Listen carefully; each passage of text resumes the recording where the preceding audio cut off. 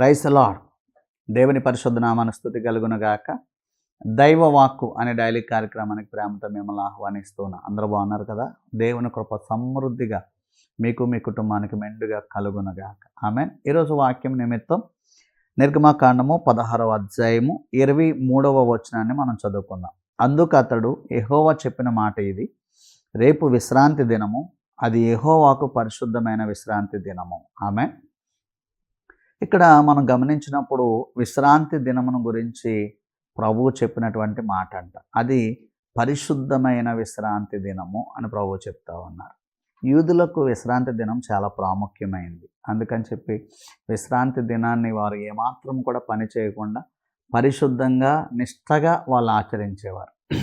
So ఈరోజు క్రొత్త నిబంధన సంఘముగా మనం విశ్రాంతి దినాన్ని పాటించము కానీ విశ్రాంతి దినముగా దేవుని కొరకు మనం ప్రతిష్ఠించుకున్న ఆదివారం మనం దేవుని కొరకు సమర్పించుకున్నాం. మరి అపోస్తులు ఆదివారం రొట్టె విరవడానికి దేవుని సన్నిధికి వెళ్ళినట్లుగా వాక్యం సెలవిస్తూ ఉంది.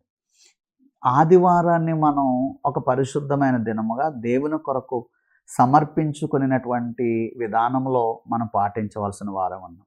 ఇశ్రాయేలీలు శనివారాన్ని వాళ్ళు విశ్రాంతి దినంగా పాటించి శుక్రవారం రాత్రి మొదలుకొని శనివారం రాత్రి వరకు కూడా వాళ్ళు చాలా మరి విశ్రాంతి దినానికి తగినటువంటి ఆచారాలన్నీ వారు చేసినట్లుగా మనం చూస్తాం.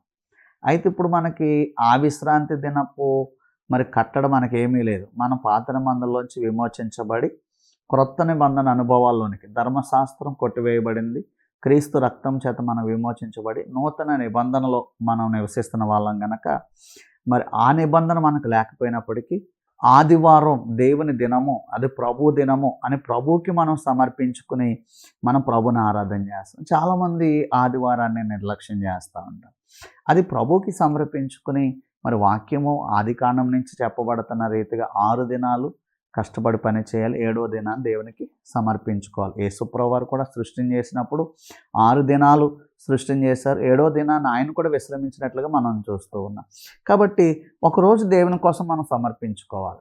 కొత్త నిబంధనలో మనకి కట్టడ లేకపోయినా దేవునికి ఒక దినాన్ని సమర్పించుకుని అది ప్రభువుకి సమర్పణ, అది మనం ప్రభువుతో సహవాసం చేసే రోజు, ప్రభువుని ఆరాధించే రోజు. ఆదివారపు ఆరాధన ఎవ్వరూ నిర్లక్ష్య పెట్టకుండా దేవుని స్తుతించడానికి, మనం దేవునికి అర్పణ అర్పించడానికి, దేవునికి మన సమస్తము కూడా మరి అర్పించుకొని పరిశుద్ధంగా దేవుని ఆరాధన చేయడానికి. చూడండి, ప్రతిరోజు మనం ఇంటిలో బైబిల్ చదివినా, ఇంటిలో వాక్యం ధ్యానం చేసినా, ఇంటిలో పాటలు పాడినా, ఇంటిలో ఆరాధన చేసినప్పటికీ కూడా మరి ఒకరోజు దేవాలయంలో సమాజంగా కూడుకోవటం మానకూడదు అని వాక్యం సెలవిస్తుంది కనుక సమాజంగా కూడి దైవజనుడి నోట దేవుడు పెట్టిన వాక్కును మనం వింటూ ఆ వాక్యం చేత మనల్ని సరిచేసుకుంటూ ఒక మహిమగల సంఘముగా మనం దేవుని ఎదుట నిలబడడానికి మనల్ని మనం సిద్ధపాటు చేసుకోవడానికి దేవాలయానికి మనం వెళ్ళాలి.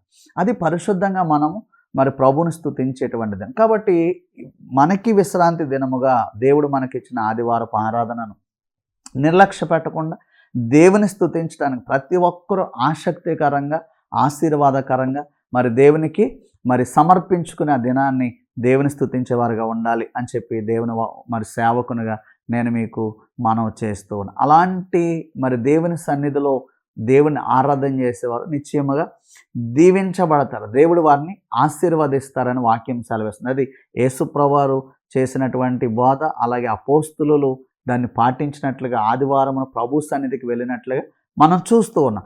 కాబట్టి దేవుని యొక్క ఆశీర్వాదము కొరకు దేవుని సన్నిధికి మనం వెళ్దాం, దేవునికి ఆ దినాన్ని మనం ప్రతిష్ఠించుకుందాం, సమర్పించుకుందాం, దేవునికి స్తుతి అర్పిద్దాం, దేవుని దీవెనలు పొందుకుందాం. నిశ్చయముగా ప్రభు మనల్ని ఆదివారపు ఆరాధన ద్వారా దీవించునుగాక. ఆమేన్. God bless you.